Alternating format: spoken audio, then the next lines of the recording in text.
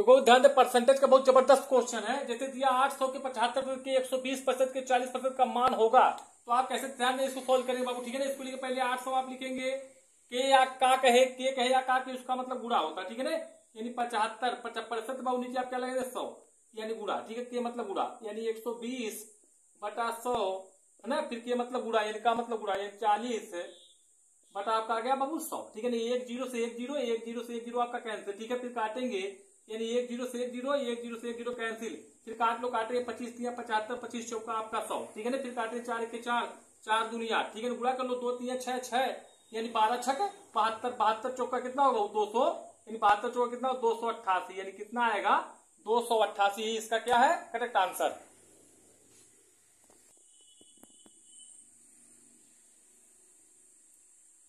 देखो ध्यान दे, क्वेश्चन दिया जैसे दिया लागू होने वाली कुल प्रतिशत छूट क्या है जब 20% और 10% की दो लागत है ना लगातार छूट लागू की जाती है। इसके लिए फार्मूला होता है बाबू, अगर छूट दिया जाए तो, अगर छूट दिया उसके फार्मूला होता है ए प्लस बी। ठीक है ना, बरेकर बाद यानी बरेकर माइनस ए गुणे बी, अब बाबू बटा क्या रहेगा 100, इस पे रख लेंगे तो आपका आ जाएगा। ये मतलब क्या मानेंगे 20, बी मतलब क्या मानेंगे आप 10। ठीक है ना, यानी 20 प्लस 10 और बरेकर माइनस यानी इसके बाद लगाएंगे बाबू 20 है, ये मतलब 20 गुणे बी मतलब 10 बटा 100। काट लो, एक जीरो से एक जीरो, एक जीरो से एक जीरो आपका कैंसिल, जोड़ेंगे 20 और 30 तो 20 होता जोड़ेंगे कितना हो जाएगा आपका 30, और इधर बचा कितना बाबू 2, इसमें से घटाएंगे नीचे माइनस से घटाएंगे कितना आएगा आपका यानी 28% क्या आपका छूट है। ही लगाएंगे इस टाइप क्वेश्चन को इस सूत्र पे तो आपका आ जाएगा।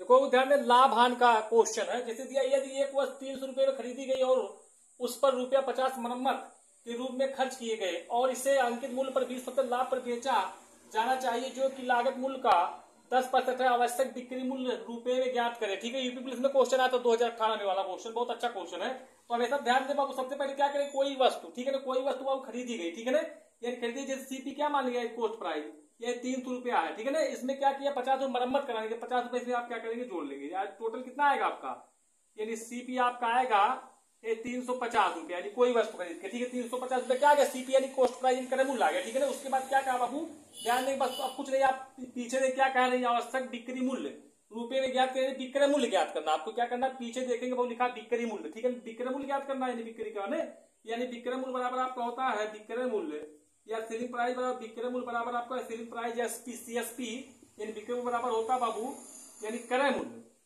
क्रय मूल्य है ना बुरे बरेकर में निकले 100 प्लस माइनस लाभ या हान, प्लस माइनस लाभ या हान। ठीक है ना, यानी पूरे बटा क्या रखेंगे बाबू आप 100, इस पे रख लेंगे तो आ जाएगा। ठीक है ना, उसका विक्रय मूल्य विक्रय मूल्य निकाल लो आप यानी एसपी यानी सेलिंग प्राइस निकालना है आपको, यानी विक्रय मूल्य तो क्या हो जाएगा विक्रय मूल्य कितना आपका 350 गुणा। ठीक है ना, उसके बाद कह रहा है क्या कर रहा है अंकित मूल्य 20% लाभ देते प्रॉफिट यानी जोड़ेंगे 100 में, यानी प्रॉफिट है ना तो कितना हो जाएगा 100 में जोड़ेंगे 20 तो 120।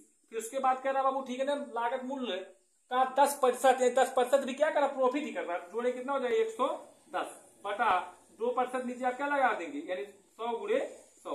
ये प्रतिशत था इसके लिए बाबू 100 लगाए यहाँ, ये प्रतिशत था इसके लिए क्या लगाया यहाँ 100 लगाया। काट लो जो आएगा वही क्या हमारा बिक्री मूल्य हो जाएगा। काटेंगे बाबू एक जीरो से एक जीरो कैंसिल, फिर काटेंगे एक जीरो से एक जीरो आपका कैंसिल, फिर काट लो 2 छक 12 2 बच्चे 10 5 के 5 5 सत्ते 35 पूरा कर लो ना, ये 7 छक 42 यानी 7 छक कितना है बाबू 7 छक 42 और 42 गुणे 11 कर लो, 11 दूनी 22 हाथ गए 2 11 चौक 44 44 2 कितना बाबू 46 यानी कितना आएगा आपका यानी 462 रुपया क्या आपका यानी सेलिंग प्राइस यानी विक्रय मूल्य कितना आपका बाबू तो 462 रुपया। ठीक है ना, 462 क्या इसका करेक्ट आंसर है।